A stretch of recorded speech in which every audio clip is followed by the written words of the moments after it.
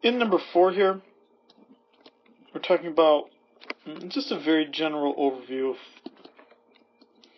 one of the more famous economists, and that would be Adam Smith. Born on my birthday, June 5th, fellow Gemini like myself. Adam Smith, he wrote in 1776, which is also the same year as the founding of the U.S., he wrote in 1776 a book called The Wealth of Nations. And the point of the book was actually rather simple. It just actually was concerned about, why is it the case that England at the time was so much richer and had so much more than a country like Portugal, which was poor? Like, what made one country richer and what caused the other country to be poorer? Now, Adam Smith is what we would call a classical economist.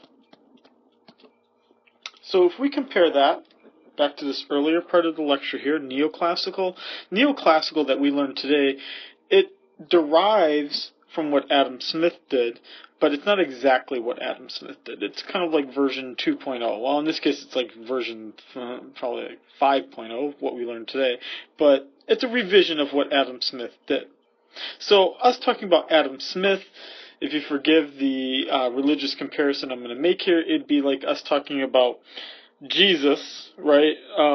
In this case, this is sort of, Adam Smith would be sort of the God equivalent, the creator in this universe here, right? Because he created basically the discipline of economics that we know today. Doesn't mean that there wasn't economics done before Adam Smith.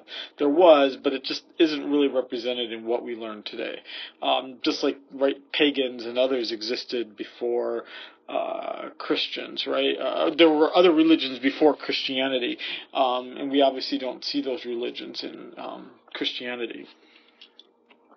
So Adam Smith, basically who's called oftentimes then the father of economics, maybe we'd call him the god of economics, wrote the book 1776, Wealth of Nations, and the thing that he found that made a country richer than another is if they had policies that allowed labor to be specialized. The idea was that if you're able to focus on a single task,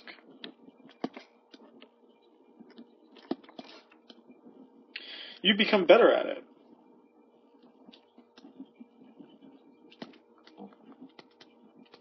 And you're able to produce more. So if you think about an assembly line or something like that, people who run an assembly line, you could ask someone to make an entire car from start to finish. But what we're saying here is that, let's say you get like 15 or 20 people all building the same car, but they each have a smaller number of tasks. They're going to become really, really good at doing those small number of tasks. And as they produce more and more and more, it leads to more wealth. So, the reason why we're talking about this here is that we really do see specialization of labor in much of what we do, right? I'm an economist. I only teach economics classes. Doesn't mean that I couldn't teach other classes. It just means I can teach more economics classes than I can teach literature courses, because I don't read literature in that kind of way or do that kind of thing.